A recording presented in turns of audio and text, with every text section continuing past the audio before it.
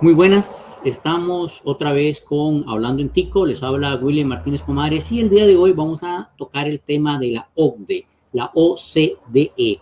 ¿Qué es? ¿Qué es lo que está la Asamblea Legislativa aprobando en este momento sobre esto y qué es lo que implica eso para el país? Y para eso tenemos un invitado muy especial. Pero vamos a comenzar, como siempre, con nuestra gota del saber que tiene algo bastante interesante relacionado con los dichos ticos. Vamos a ver de qué se trata. Gota del saber. Hoy vamos a hacer una gota explicando varias de las frases famosas costarricenses y también algunas universales. ¡Qué buen brete! Se ve bien tuanis. En la primera mitad de los 1800, el general Francisco Malespín, militar salvadoreño, inventó un código que ahora se conoce como Malespín, que cambia algunas letras por otras. Así la palabra trabajo se convierte en breteji y buenos se convierte en tuanis. Se supone que de ahí salen brete y tuanis. La palabra adiós viene de una frase de despedida muy común de antaño. Se decía adiós te encomiendo, que luego se recortó a adiós y se contrajo como adiós. La expresión achará o charita puede provenir del hebreo hashará, se echó a perder, descocherar del hebreo kosher, que es apto para comer, machalá del árabe mashallah, que significa Dios no quiera. ¿Ha dicho usted UP para llamar a una casa? Pues hay dos versiones. Una que dice que en tiempos de antes uno llegaba a la casa y gritaba ¡Nuestra Señora la Virgen de Guadalupe! Y los de adentro de la casa contestaban, y que eso se redujo luego a UPE, nada más. La otra versión indica que es una palabra huetar que significa casa, y es básicamente gritar ¡Ustedes, los de la casa! ¿Qué tal cuando decimos ya le cayó el 4? ¿Ya le cayó la peseta? Antes, las monedas de 25 céntimos ticas se les llamaba peseta, como las españolas. Esto porque también usábamos reales, una moneda utilizada hasta 1850. Un real equivalía a 12.5 céntimos y por eso una de 25 céntimos era una peseta, es decir, 2 reales. Pero las monedas de 25 céntimos eran también de un tamaño parecido a las de 25 centavos de dólar, que los norteamericanos llamaban quarters y que nosotros simplificamos a cuatros. Pues bien, había máquinas tragamonedas en aquel entonces que usaban monedas del tamaño de los famosos quarters gringos y que nosotros usábamos con pesetas. A veces la moneda no caía correctamente en la caja y había que intentarlo de nuevo. Cuando caía la peseta o el 4, la famosa máquina empezaba a funcionar. Posiblemente de ahí salió tal expresión cuando nos preguntan si ya nos cayó la peseta o nos cayó el 4.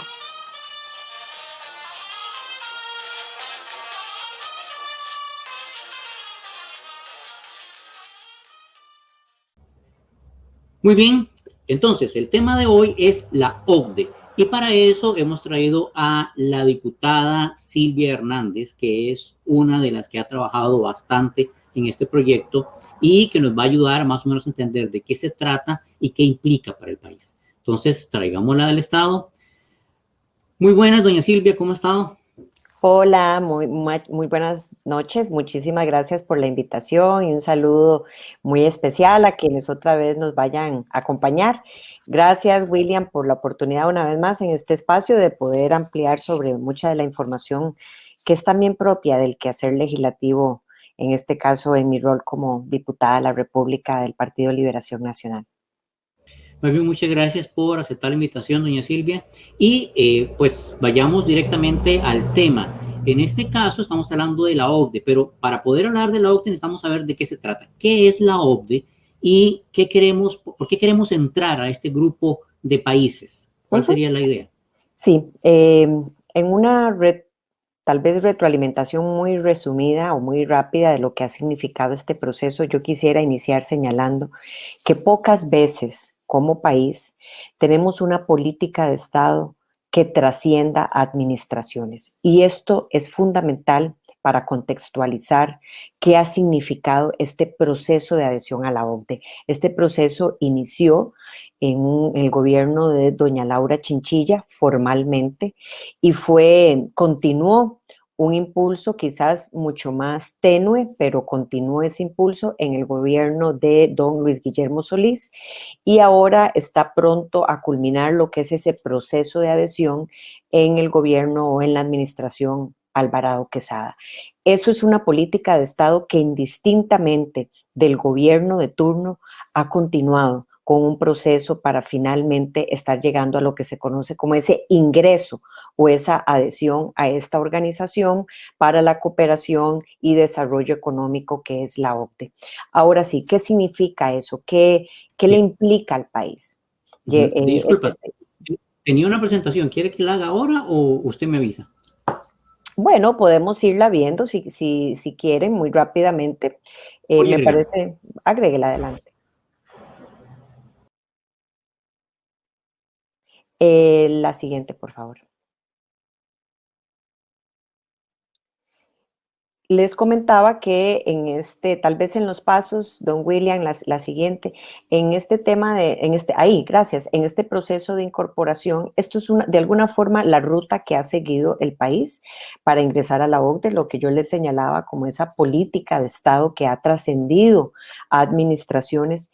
Y bueno, lo que busca es que el país pueda, adelante, don William, la siguiente, por favor, que el país, ahí pueden ver a su derecha, que el país pueda seguir los estándares mínimos en temáticas que son de trascendencia nacional. ¿Y cuáles son esas temáticas? Estos comités que se ven a la derecha, porque hay alguna sensación muchas veces para la persona o quienes nos escuchan o nos ven de qué es la OCDE, de que la OCDE es solamente para ver temas ligados, por ejemplo, a resorte financiero. No, la OCDE va desde temas de pesca, salud, educación, gobierno corporativo, que son esas buenas prácticas de cómo se designan las juntas directivas, por ejemplo, de empresas del Estado. Tiene que ver con el tema de seguridad, el tema de agricultura, el tema de comercio internacional, en fin, una serie de temáticas que están ampliamente vinculadas con el desarrollo social y económico de un país. Son comités que pasan constantemente por la revisión de esta organización y a eso es a lo que quiero ir llegando. La OCDE lo que le representa a cada país que conforma esta organización es un proceso de evaluación constante y permanente de las buenas prácticas que permitan a través de la implementación de esos indicadores para una mejor educación, indicadores para mejores prácticas en agricultura, en salud, en pesca, en gobierno corporativo, por ejemplo, en comercio internacional, que la ciudadanía, que las y los costarricenses tengan una mejor calidad de vida. Porque muchísimas veces, a través de la ineficiencia, a través, por ejemplo, de un pago excesivo, por ejemplo, en prácticas anticompetencia. ¿Qué significa eso? Que al no hacer compras públicas a través de una sola plataforma del Estado que permita ahorros para las compras que hace el Estado, pero principalmente ahorro para el bolsillo de la familia costarricense que termina pagando precios exorbitantes porque no hay una autoridad de competencia o un actor que vigile prácticas desleales en algunas de las ventas. ¿Ventas de qué tipo? Medicamentos, por ejemplo. Ya está demostrado a través de estudios de la OCDE que cuando México ingresó a esta organización y empezó a tener vigilancia en las prácticas anticompetencia, los precios que se ahorraron, por ejemplo, en compras por el sistema de salud para medicamentos fueron en millones de euros. O sea, realmente hay un ahorro muy significativo por mejorar la eficiencia. Eso significa, a su vez, que el país pasa permanentemente en una revisión, en una evaluación, para ver si se van cumpliendo esos indicadores. Lo que Costa Rica ha hecho antes de empezar con esa revisión anual de forma permanente y constante es pasar por un proceso de leyes que nos ponía como país en niveles mínimos en algunas temáticas en las que estábamos completamente rezagados como país. Normal, y por eso es que se creó en la Asamblea Legislativa una comisión especial inédita en el mundo, y eso quiero señalarlo abiertamente.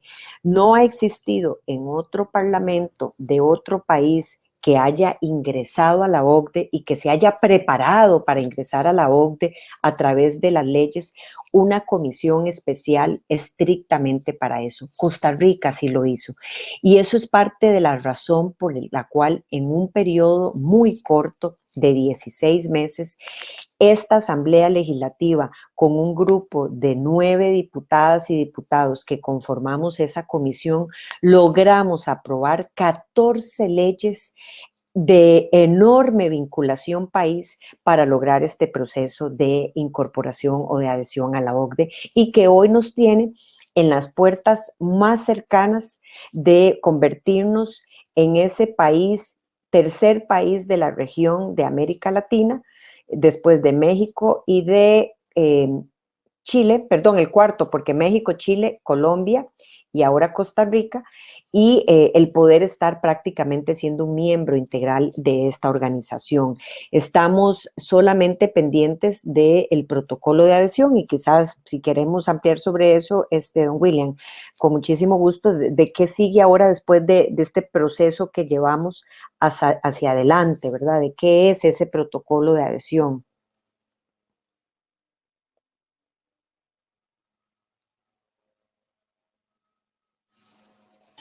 Correcto. De hecho, la siguiente pregunta es, ¿qué es ese protocolo? ¿Qué es lo que tiene que aprobar la Asamblea Legislativa?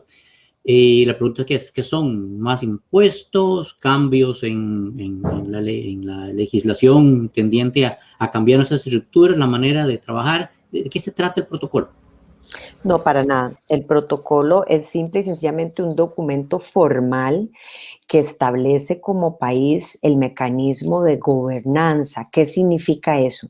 ¿Quién va a ser el actor o los actores formalmente identificados a través de una ley que se van a encargar de aquí en adelante de continuar con el seguimiento una vez que Costa Rica se convierta en un miembro de esta organización?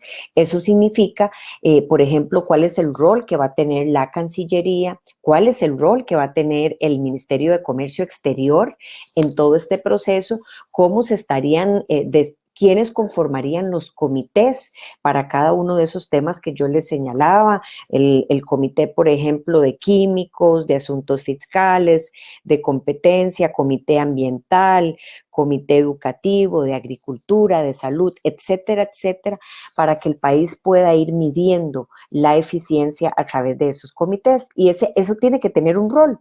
Entonces, el protocolo de adhesión lo que hace es señalar cuál es el actor, en este caso le da a COMEX toda esa rectoría para seguir liderando adelante este proceso, evaluando, midiendo los resultados de la mejora en la eficiencia de la prestación de servicios públicos y cómo eso mejora en la calidad de vida de los ciudadanos y cualquier otra, digamos, intervención que en un futuro porque tal vez en un tema de agricultura o de salud el país necesite hacer un cambio legal, bueno, ¿quién es el que presenta el proyecto de ley a la Asamblea? ¿Quién lo impulsa? ¿Quién lo lidera? Eso es el protocolo de adhesión, un modelo de gobernanza, de actores involucrados, de forma de organizarnos para darle seguimiento al proceso una vez que nos que el país se convierta en un miembro de la Organización para la Cooperación y el Desarrollo Económico.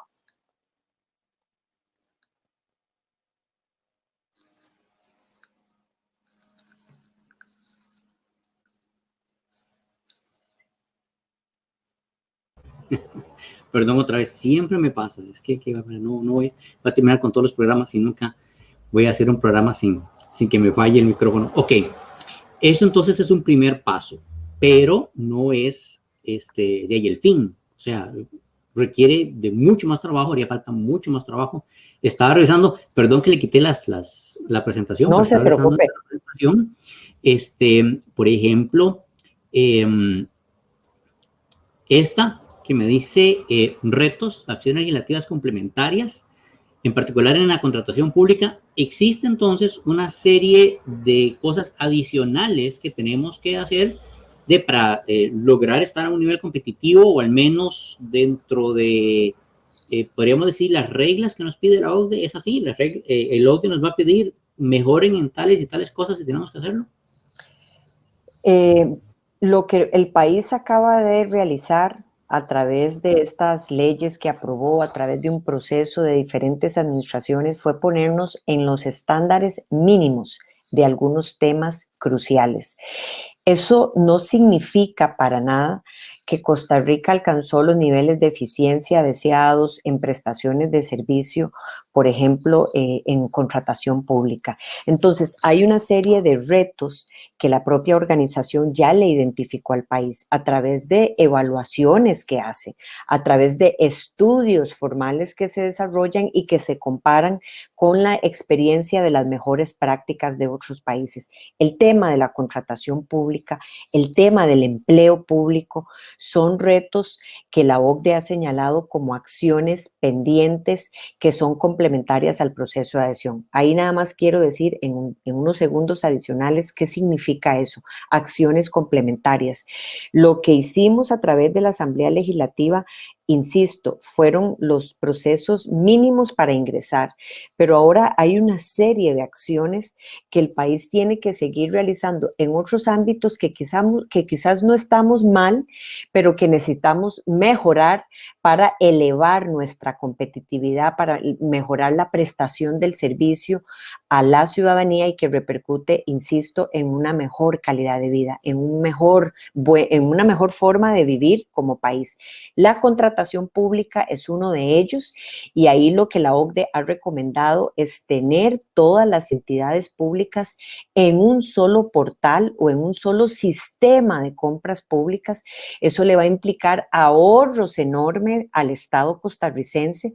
Inclusive ya se ha señalado que por el concepto de colusión o prácticas desleales, se ha demostrado a nivel mundial que hay ahorros o hay incrementos en los precios que pueden ser 20 o 40% por encima de un precio normal por el simple hecho de que un país no tenga un mejor monitoreo de esas prácticas anticompetencia que se realicen. Inclusive ahí señalaba que habían casos en donde México se ha incorporado sus compras a un solo portal y eso le ha generado ahorros enormes al país. Entonces, esto sigue pendiente, más cuando las compras públicas representan entre un 15 y un 20% del PIB de la región. O sea, que estamos hablando de un tema para nada menor en donde el Estado invierte enormes cifras o enormes cantidades de recursos, millones de dólares anualmente para la adquisición de compras, por ejemplo, la Caja Costarricense, el Seguro Social y todos los medicamentos que compra y cómo lograr una mejor fiscalización de esas compras del Estado. Ok, entonces sí hay varias cosas que tenemos que hacer. Ese fue el nivel mínimo para entrar. Existe un nivel mínimo para mantenerse, o sea, tenemos que hacer esto y tendríamos que estar logrando cosas y tienen que estarnos evaluando cada cierto tiempo para ver si nos sacan de ahí o no, o cómo funciona. Así es. De alguna forma se puede resumir así. Costa Rica, una vez que ingresa a la OCDE, asume un compromiso de mejora continua. Y ese es, de alguna forma, William, el plus qué significa eso, porque nos hemos quejado como región o como país que o nos comparamos entre nuestros pares cercanos, entiéndase Costa Rica comparándose con Nicaragua o Costa Rica comparándose con Panamá, y hemos dejado de compararnos con indicadores a nivel internacional, ya con países de alguna forma que han superado muchos de los retos que nosotros tenemos. La OCDE lo que le va a implicar a todos los países miembros es una evaluación constante en donde se van a estar señalando las mejoras que se tienen que hacer de acuerdo con la experiencia comprobada, y el país tiene que seguir en esa ruta de mejora. Por eso, y aquí tal vez me regalo unos segundos, yo he creído que indistintamente este proceso de adhesión, indistintamente del gobierno de turno, indistintamente de posiciones ideológicas, el proceso de adhesión a la OCDE le da una especie de salvaguardia al país de estar velando por la implementación de las buenas prácticas, porque de lo contrario su permanencia se vería limitada en un espacio, en una organización que lo que hace es comprometerse a una mejora en la calidad de vida de las y los costarricenses. Ok. Una pregunta así, parte de lo que se ve en redes y cosas de estas. ¿Qué afecta lo que tenemos o lo que estamos planeando hacer para la OCDE con lo que se ha presentado para el FMI? ¿Es compatible, más bien contraproducente, o qué ocurre? Por ejemplo, ha habido documentos y análisis dentro de la OCDE que hablaba sobre incrementar los impuestos. ¿Es eso tan cierto o es más bien un malentendido sobre cómo trabaja eso? Quizás separemos primero para entender que la OCDE aborda diferentes temas. Yo señalaba algunas de las temáticas porque hay un interés, hay una percepción, es la expresión colectiva, de que la OCDE ve solo temas fiscales o tributarios. Eso es absolutamente incorrecto.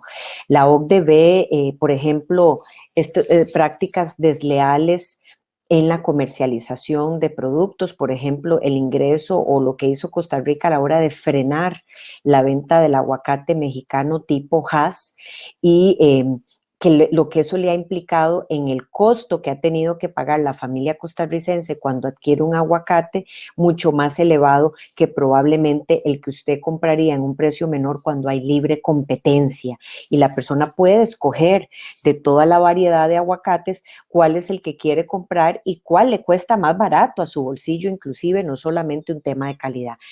Eso para ejemplificar que la OCDE ve temas de agricultura, de pesca, de comercio, etcétera, etcétera. Lo que pasa es que como país, ahí sí vamos introduciéndonos, hemos tenido desde mucho tiempo un enorme reto en ponernos al día en materia fiscal, en materia macroeconómica, y eso es lo que nos ha tenido en una discusión desde muchos ámbitos distintos que a la vez se asemejan. Entonces, la OCDE sí va a tener también el ojo puesto en elementos financieros, en instrumentos fiscales, porque evalúa todas las temáticas, pero eso no es lo único.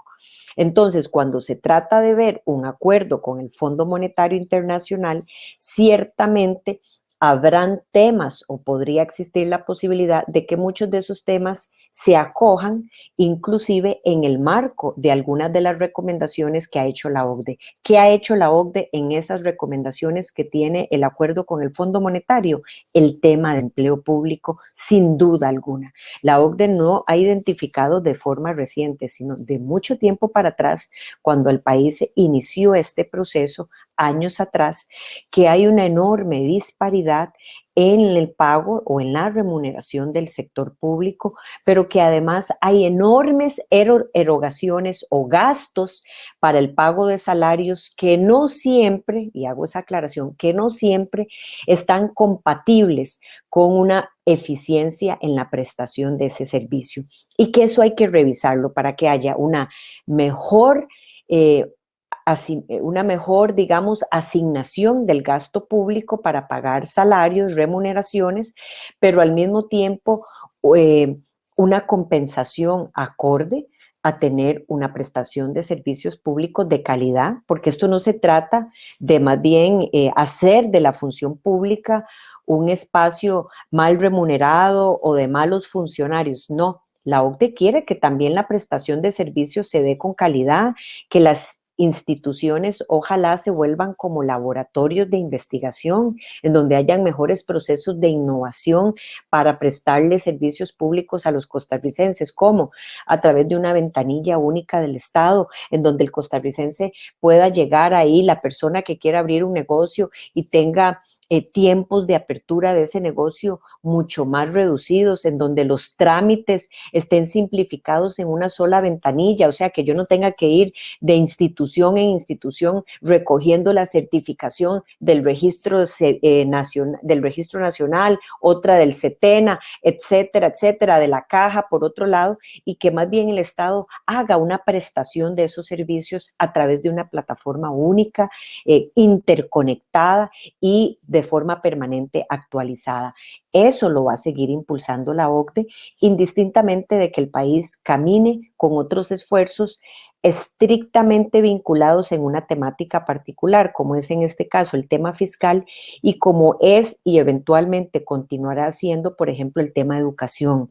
Ahora, en medio de la pandemia, que tanto se ha afectado, de lo que hablamos muy poco, pero que va a tener unas brechas enormes a futuro, lo que llevó esa no presencialidad por prácticamente un año entero en el 2020. Ok, hemos tenido 3 proyectos que, por así decirlo, en forma coloquial han levantado un poco de roncha. El primero, del cual ya tuvimos un programa con el viceministro del MISIT, encargado director de gobernanza, es la Agencia Nacional de Gobierno Digital. El segundo es la creación de la Agencia Espacial Costarricense. Y el tercero es este nuevo proyecto en el cual entiendo que usted estuvo involucrada, señora diputada, que tiene que ver con la conversión del CONICIT en una especie de centro para innovación o promotora entidad del gobierno. Ajá. ¿Tiene que ver algo de eso con la OCDE? ¿Nos podría explicar cuál es la idea detrás de estos proyectos? Sí, no todo lo que el país haga o cada administración estrictamente va a estar relacionado en un documento que se lee, que la OCDE quiere que haga A, B, C o D, pero sí las grandes líneas. Entonces quiero empezar por ahí. La OCDE sí ha dicho, desde luego que sí, y lo ha dicho el BID, y lo ha dicho el Banco Mundial, y lo han dicho los organismos multilaterales. Costa Rica tiene una deuda en innovación. ¿Qué significa eso? Que los recursos que se asignan como país para la investigación, para la ciencia, para la tecnología y la innovación son escasos si se comparan como porcentaje del PIB a nivel mundial. O sea, lo que invierten otros países para esas mismas funciones, Costa Rica lo hace muchísimo menor. El promedio de América Latina es de un 1% del PIB en asignación de recursos para estos temas, y Costa Rica asigna menos del 0.5%, o sea, un 50% menos de la cantidad de recursos que se deberían de estar asignando. Aclarado ese, digamos, aspecto de que la innovación es lo que nos permite crecer en productividad. ¿Qué es la innovación? Que yo haga una investigación como, por ejemplo, los respiradores ahora en el marco de esta pandemia, que es quizás la forma más interesante de describir, y que a través de esos respiradores que hicieron las universidades se puedan, a través de la innovación, una vez que se hace la investigación y se puede comprobar, por ejemplo, que con el plasma que hizo el Instituto Clodomiro Picado, el plasma de caballos, se pueda mejorar muchísimo a través de una vacuna o a través de, disculpe, una herramienta, el suero, poder llevar a cabo una mejoría en el marco de esta pandemia. Eso es una investigación que toma tiempo, es un proceso, y que a la larga la innovación, metiéndole el apoyo a través de dándole un valor agregado, eso se pueda comercializar en otro momento. Esas son, digamos, las fases que significa el desarrollo de un respirador para después comercializarlo. Discúlpeme un momento. Eso significa que para tener innovación, sin duda alguna, debe existir una mayor investigación, pero el país necesita asignar recursos para darle valor agregado a esa investigación, pasar de la investigación a la práctica, llamémosle así. Eso es lo que hace esta promotora costarricense de innovación. No crea, y quiero ser muy categórica en eso, la promotora costarricense de innovación no crea una entidad nueva. ¿Qué hace? Hoy existe el CONICIT, que es el Consejo Nacional de Investigaciones Científicas y Tecnológicas, una institución que se creó en 1973, que tiene su propio edificio, que tiene su propio recurso humano, que tiene sus propios recursos asignados por presupuesto a través de una ley creada desde 1973, pero que también tuvo funciones, objetivos asignados en la concepción de 1973, en donde el país tenía que asignarle mayores recursos a la investigación, porque no podíamos estar pensando en innovación si no estamos haciendo investigación, pero que ahora, al pasar de los años, muchos de esos objetivos se le han convertido en una camisa de fuerza a esa institución. Entonces, lo que hemos hecho, más allá de cambiarle el nombre y que tenga una percepción de promotora de algo que impulsa, algo así como Procomer, que en la parte de comercio exterior atrae recursos para que personas que cultivan, por ejemplo, mini vegetales puedan exportar y acompañarlos y darles valor agregado a través de capacitación, de recursos, para que esa cosecha de mini vegetales se puedan empacar, transformar, inclusive muchas veces hacer a través de un yogur, un Gerber, por ejemplo, un proceso que le permita una presentación o un formato distinto. Bueno, en el caso del CONICIT y la promotora de innovación, lo que busca es impulsar emprendimientos, investigaciones, ideas, ojalá dándole un mayor valor agregado con capacitación, con recursos, hasta que eso se comercialice. Entonces, la misma entidad que antes se enfocaba solo con recursos para investigación, ahora va a tener nuevas competencias para asignarle recursos a temas tecnológicos, a ideas que vayan más bien en un impulso tecnológico, en algo mucho más agresivo que ojalá termine en una comercialización, o sea, en una exportación, en algo de mayor escala. Eso es lo que busca la promotora con el mismo recurso humano. ¿Y cómo logra captar nuevos recursos si tiene nuevas funciones? Se preguntaría la gente. Bueno, también le ponemos la potestad de que pueda salir afuera a captar recursos de la cooperación internacional. Hay una cantidad de fondos concursables a nivel internacional que la promotora, el CONICIT, en su conformación inicial estaba atado de manos para ir a captar esos recursos. Hoy tiene potestades. Yo quiero concluir diciendo que si como Estado costarricense hemos tenido limitaciones o hemos tenido de alguna forma adversidad por muchos actores cuando se tienen que cerrar instituciones, porque eso es lo que ha pasado. A la larga, muchas de estas instituciones se crearon con un gran objetivo, pero perdieron su visión de ser o cumplieron su objetivo, que eso también puede haber sucedido. Pero si no estamos con la capacidad que debería de existir de cerrar algunas instituciones que no tienen funcionamiento hoy, lo mínimo es transformarlas en actores que se vuelvan más acorde a nuestra realidad. Y eso es lo que presenta este proyecto de ley. No es, como usted lo señaló, don William, hubo el gobierno digital o la agencia de gobierno digital, la agencia espacial y la promotora de innovación, que son 3 proyectos distintos entre sí, y al que yo me referí es esta promotora que transforma al CONICIT en la promotora de innovación e investigación.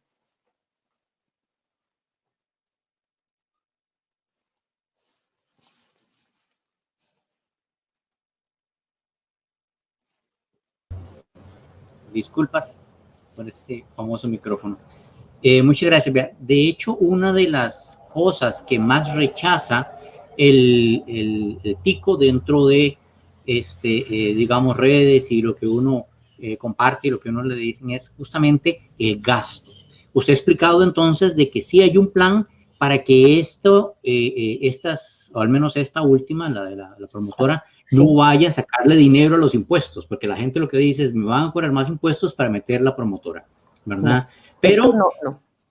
esta no. Ok, perfecto. Hablando de vuelta que con lo que es la OCDE, esta siguiente parte del programa va a ser puro abogado del diablo. Le voy a poner ¿cómo se llama?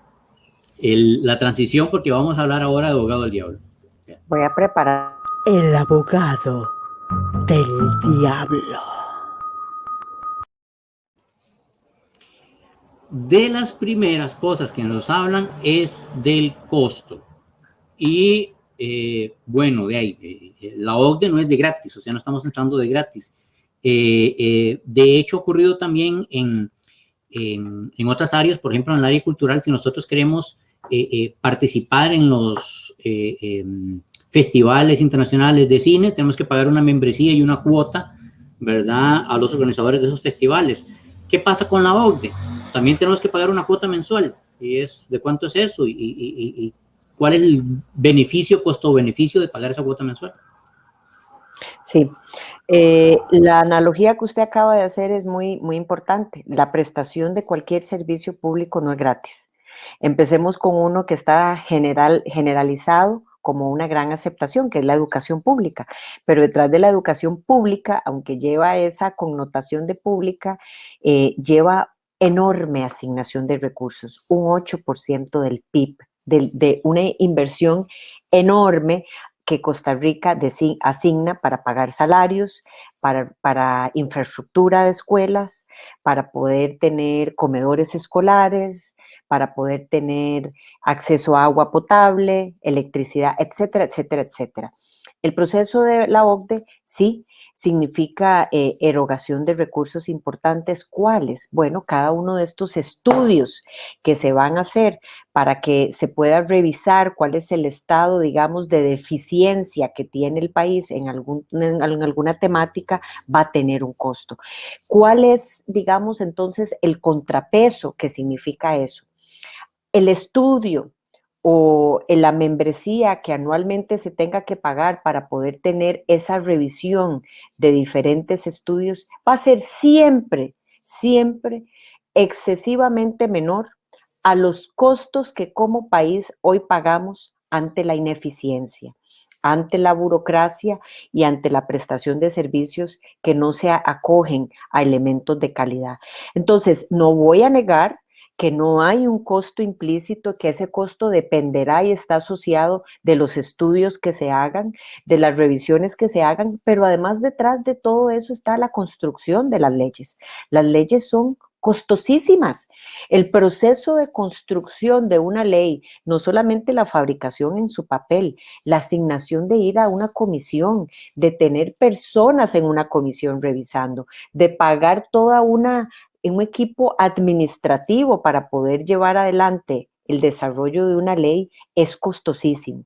Entonces, muchas veces nos quedamos en lo abstracto creyendo que el país paga una membresía y que eso significa un gasto. Sí, yo celebro que como país despertemos y yo soy de las que me he sumado a cuidar enormemente el tema del gasto en los presupuestos públicos, pero ciertamente no se puede creer que no hay asignación de recursos a temas, porque el ejemplo que puse de educación y otros va a ser así de forma constante, para salud, para educación, para cultura y para una serie de temas de todo el Estado costarricense con el cual estamos envueltos día a día. Ok, la siguiente. Y entonces la OCDE va a decidir por nosotros. O sea, lo que estamos haciendo es entregando la soberanía a la OCDE para que la OCDE venga y nos diga, tienen que bailar de esta manera, tienen que vestirse de esta otra y tienen que hacer estas leyes. ¿Es así? Falso. Eso es absolutamente falso. Costa Rica no entra a la OCDE no es un club donde usted llega y paga una membresía y decide que le dicen qué ropa ponerse, a qué hora llegar, no. Costa Rica puede no estar ahí. La OCDE más bien significa una oportunidad para mejorar, y yo le diría que una vez que hemos ingresado, ojalá una oportunidad para empezar a volvernos los mejores dentro de los mejores. Costa Rica llega a la OCDE mucho por el camino recorrido que ha tenido, por ejemplo, en mejores prácticas de sostenibilidad ambiental, por mejores procesos, por toda su protección de bosques, por todas las medidas que ha tenido, por sus fuentes renovables, por todos los procesos que ha decidido llevar electrificación a este país a través de uso de fuentes renovables, es lo que hace que hoy Costa Rica tenga de alguna forma la primera luz verde para llegar a eso. Y ojalá que más bien sigamos siendo pioneros dentro de los pioneros, pero no vamos a estar obligados a nada. Si el país no quiere implementar esas prácticas, puede no hacerlo, pero eso significa no estar dentro de una organización que le va a estar demandando a todos los países ejemplos de mejores prácticas.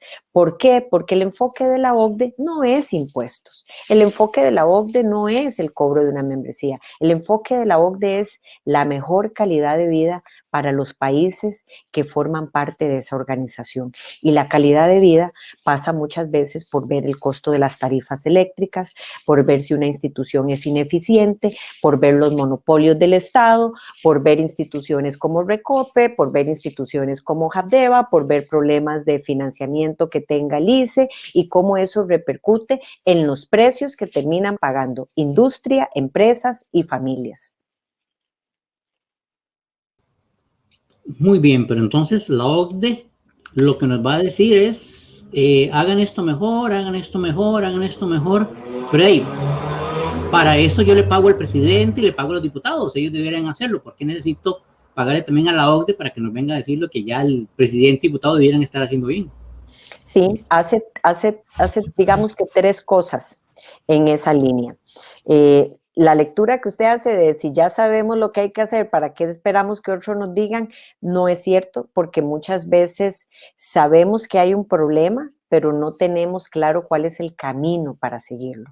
Hace mucho tiempo Costa Rica, como muchos países de la región, estaban sujetos a la ayuda de la cooperación internacional y dependían de la voluntad de un objetivo que plasmara algún organismo para recibir recursos. Entonces queríamos hacer algo en seguridad, pero teníamos que recurrir al dinero que nos dieran de cooperación, de ayudas, para, por ejemplo, en lugar de una mejora, no sé, en el alcantarillado, en el proceso de abastecimiento de agua, ese organismo internacional solo daba recursos para construcción de aceras, por ejemplo, o para uniformes de la fuerza pública. Y quizás el país estaba requiriendo un objetivo en particular, pero la cooperación tenía su propio objetivo definido de para qué eran esas ayudas. Eso ha ido cambiando. Costa Rica ahora más bien ha ido migrando, como los recursos a nivel internacional se han reducido drásticamente y en medio de la pandemia aún más, el poder tener la experiencia de buenas prácticas lo que nos hace es evitarnos más bien mayor gasto por andar probando y haciendo pifias, perdón la expresión. Entonces la OCDE lo que nos dice es, mire, Chile tuvo ese mismo problema y usó este camino, esta ruta, este ejercicio y tuvo estos resultados nefastos o tuvo estos resultados satisfactorios. Esto hizo Colombia, esto hizo Alemania, esto hizo España, compara y ve mejores prácticas y recomienda a los países. Los países tendrán siempre la potestad soberana de decidir no quiero hacer nada o ese camino no lo quiero seguir, pero la OCDE no le dice a usted póngase, don William, la camisa naranja, le dice, don William, afuera está haciendo frío, el clima está a menos 10 grados, viera que lo que se recomienda es usar un abrigo con estas y estas calidades y usted puede decir, no, yo me voy con mi camisa playera y como si estuviera en la playa, bueno, hay consecuencias detrás de eso que puede ser un resfriado, por ponerlo en así muy sencillo. La OCDE no le va a decir a usted qué ropa ponerse, le va a decir cuáles son las mejores condiciones para cubrir esa necesidad a través de la experiencia y la práctica evaluada. Y a eso es a lo que quería llegar. No es antojadizo, no es lo que me suena mejor, no es lo que mi corazoncito dice, no, son prácticas evaluadas, técnicamente pasadas por un proceso de estudio técnico por pares o por personas, lo que significa es eso, por personas especializadas en el tema y que a través de eso presentan recomendaciones. Ok, todo está muy bien, pero resulta que somos un país pobre. Y la OCDE es como una Barbie, o sea, es un estándar de belleza al cual no vamos a poder lograr por más dinero que metamos. Si somos un país pobre, no vamos a poder lograr cumplir con todos los estándares que ellos quieren. Sí, bueno, me alejo de todo el ejemplo, incluyendo el de la Barbie, no me parece, sin embargo, se lo comento de esta forma. Un país pobre como Costa Rica, en donde el Ministerio de Hacienda es responsable, por ejemplo, de la adquisición de compras públicas que pueden representar un 10% del volumen de todas las adquisiciones que se hacen en el país. Eso, si en un país pobre está mal administrado, llamémosle así, está a través de plataformas en donde la persona que quiera hacer una compra, concursar para una compra pública del Estado, y hay un desorden, no hay un único portal, no se sabe quiénes concursan, se utilizan procesos abreviados. ¿Qué significa eso? Que no se hace una contratación pública en donde participan todos los actores, se oferta a través de una mejor condición de precio y de mejor producto. Eso puede llevar a que hayan pérdidas significativas enormes que un país pobre no se puede dar, digamos, el tupé de llevar adelante con limitaciones de recursos. Entonces, más bien, poner en orden la casa va a implicar en el mediano y largo plazo ahorros mucho más importantes que cualquier inversión que eso signifique.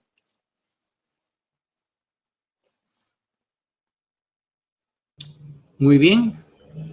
Ya se quejaron ¿cómo se llama? Se acabaron las quejas del diablo. Doña Silvia, entonces, ¿qué sigue? ¿Cuáles son los siguientes pasos luego de la aprobación del protocolo?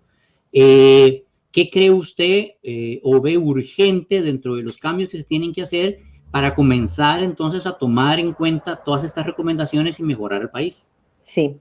Gracias por el espacio, William. Me parece que así como hablábamos ahora muy rápido de la promotora, mucha de la desinformación o la repetición de mensajes incorrectos pasa también por la falta de mensajes de comunicación mucho más claros y asertivos, así que yo agradezco espacios como esto. ¿Qué sigue? Ese protocolo de adhesión que decíamos al inicio, que es lo último que le falta al país para ya irse, digamos así, a tomar su silla, a sentarse en la organización, a ser un miembro más, a ingresar a ese grupo de buenas prácticas, es lo que se conoce como ese protocolo de adhesión. Ya se votó en primer debate, o sea, la Asamblea ya lo aprobó en primer debate y es como una ley más. Imaginémonos el proceso de una ley. Ocupa tener 2 votaciones, primero y segundo debate. Fue a consulta a la sala constitucional para que revisara que todo estaba bien. Ya la sala se manifestó, tuvo un voto de mayoría a favor y lo que está la Asamblea Legislativa esperando es lo que se conoce como el por tanto, la resolución. Se ha alargado un poco, a mí también me extraña, yo me imagino que es para justificar los votos que tuvo ese fallo. Apenas llegue a la Asamblea Legislativa, en los próximos días se le daría votación en segundo debate y se convierte en ley. Y a partir de eso, don Carlos Alvarado, como representante máximo de este país, lleva ese protocolo de adhesión en un acto, digamos, protocolario a través de la Cancillería y nos convertimos en el miembro 38 de esta organización. A partir de eso, Costa Rica tiene un proceso de evaluación permanente, constante, y yo diría que hay como mínimo 2 retos en el inmediato: la contratación pública y el empleo público. Eso ya está ampliamente discutido, lo estamos viviendo como país con la ley de empleo público y con la ley de contratación administrativa. Yo aprovecho este espacio para decir que la Asamblea ha hecho un enorme proceso, yo también soy parte de esa comisión. Por más de un año trabajamos una nueva ley de contratación administrativa de la mano con la Contraloría General de la República, ya se aprobó en la comisión y yo lamento que el gobierno no lo haya convocado, o sea, que no se esté discutiendo en este periodo de sesiones extraordinarias. Más bien aprovecho para presionar a través de esta vía adicional de que el gobierno de la República debe ser congruente.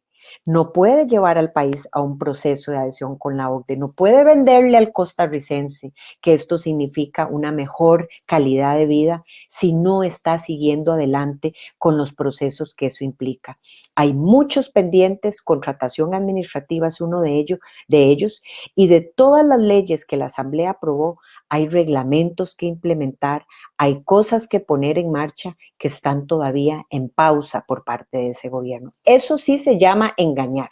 Si hemos querido ingresar en un proceso de adhesión señalando las cosas buenas que tiene, pero que al mismo tiempo estamos frenando esas recomendaciones, no tendría sentido. Así que yo hago un llamado para que seamos consecuentes y podamos convocar ese proyecto de contratación administrativa y todas las otras cosas que de las leyes aprobadas tienen pendientes para su correcta implementación.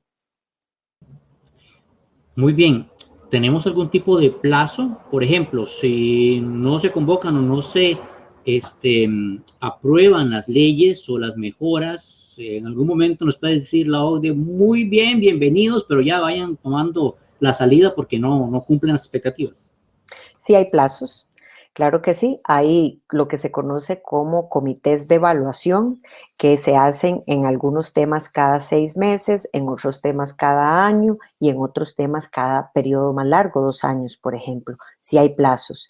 Y dependiendo de la temática, esto lo lleva muy finamente mapeado COMEX, el Ministerio de Comercio Exterior, y ellos saben como administración, como ejecutivo, cuáles son los tiempos de evaluación de cada comité, de cada temática, cuándo corresponde y cómo deberíamos de demostrar si estamos al día con lo que dejó pendiente en la evaluación anterior. Así que sí, esa es la gracia de este proceso, estar permanentemente en una evaluación continua, no por el Ministerio de Hacienda que nos diga, bueno, les doy un tiempito más, no, por un actor externo que permanentemente va a evaluar nuestro proceso de mejora continua. Ya sé que ya hablamos del costo, pero ¿hay alguna idea de cuánto va a costar y de dónde va a salir esta primera, bueno, ya que nos metimos, ¿verdad? No sé, la primera anualidad? Eso va a venir eso está presupuestándose, la primera anualidad o por lo menos los primeros recursos que llegaron al presupuesto es para pagar lo que se conoce como los comisionados de competencia. Son 3 comisionados, 3 actores de competencia que ponen lineamientos y vigilan estas prácticas anticompetencia. Eso, si no me equivoco, empezó en un presupuesto de 300 millones de colones, si no me equivoco, para esta primera fase. Ok, otra de las cosas que, digamos, la gente le gustaría tener es un poco de transparencia, porque estamos hablando de comités, estamos hablando de resultados, estamos hablando de informes y de evaluaciones. ¿Hay alguna manera de que la gente común, como nosotros, podamos tener acceso, al menos saber por dónde van las cosas, no solamente, sí, entramos a la OCDE y un año después ya nos sacaron de la OCDE sin saber qué pasó en medio? Sí, bueno, no creo que vaya a ser así, no es que Costa Rica, vamos a ver, todos los procesos tienen dinámicas distintas. ¿A qué me refiero? Una ley en un país puede tomar más tiempo que en otro y no quiere decir que entonces la organización le va a decir a Costa Rica, mire, usted está llevando 2 meses más que lo que le tomó a Chile y entonces fuera. Agarre sus cosas y se va, por así decirlo, porque no es que físicamente vamos a estar ahí, sino que es un espacio de evaluación, no es que Costa Rica se vuelve físicamente un espacio más de la OCDE. Eso no va a ser de esa forma, pero sí, obviamente, si Costa Rica a lo largo del tiempo y de los años no acoge ninguna recomendación, no hace ninguna transformación para mejorar la prestación del servicio público y la calidad de vida de las personas, desde luego que va a tener consecuencias y a la larga podría resultar que el país no pueda seguir siendo parte de esa organización a la larga.